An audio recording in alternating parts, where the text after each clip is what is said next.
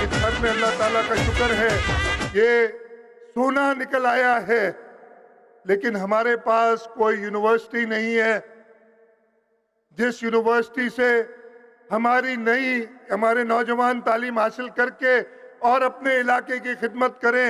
آپ نے حکم کیا، اور یہ میں چیئرمین صاحب آپ کو بتانا چاہتا ہوں، اور اس سب جلسے کے تھرو اور اس میڈیا کے تھرو پورے پاکستان کو، کہ 4-5 مہینہ پہلے چیئرمین صاحب نے یہ حکم کیا تھا، اور آج Thar institute of engineering science and technology Mithi میں آج سے شروع ہو گئی ہے۔ کل چیئرمین صاحب اس کا افتتاح کریں گے، اور ابھی تو یہ مٹھی میں ایک NED یونیورسٹی کا کیمپس ہے۔ انشاءاللہ تعالی اسی دور حکومت میں یہاں اسلام کورٹ کے پاس ہم نے زمین دیکھ لی ہے۔ اس سال 85 کروڑ روپے 850 ملین رکھے ہیں۔ ہم اسی دور میں اس کو ایک فل فلیج یونیورسٹی کر کے آپ کے بچوں کا مستقبل، تاکہ آپ کے بچے اس یونیورسٹی میں پڑھیں اور نہ صرف تھر کی بلکہ پورے پاکستان کی خدمت کریں۔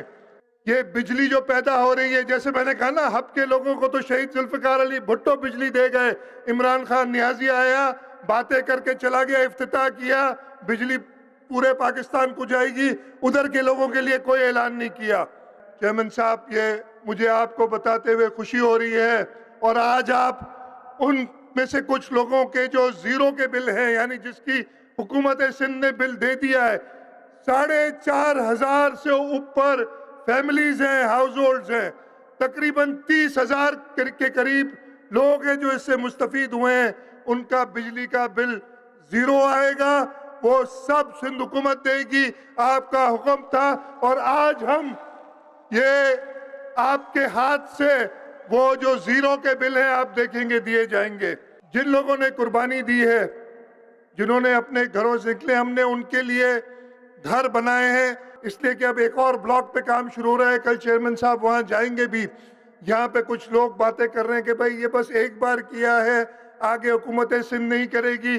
یہ میرا آپ سے وعدہ ہے، جیسے بلاک 4 میں ہم نے لوگوں کو گھر بنا کے دیے ہیں، جہاں جہاں سے لوگوں کو ہٹائیں گے ویسے ہی گھر بنا کے دیے جائیں گے، اسی طریقے سے ان کو مفت بجلی ملے گی، اسی طریقے سے وہاں پہ کمیونٹی ہال بنیں گے، مساجد بنیں گی، مندر بنیں گے، اور سب سے پہلے اس کالے سونے کا فائدہ تھر کے لوگوں کو ہوگا، اس کے بعد باقی کسی کو ہوگا۔ ہم سب سے پہلے اپنے لوکل لوگوں کو فائدہ دیں گے، اور یہ پروٹیسٹ دیکھ کے وہ 27 31 کسی کا انتظار اسے نہیں کرنا چاہیے۔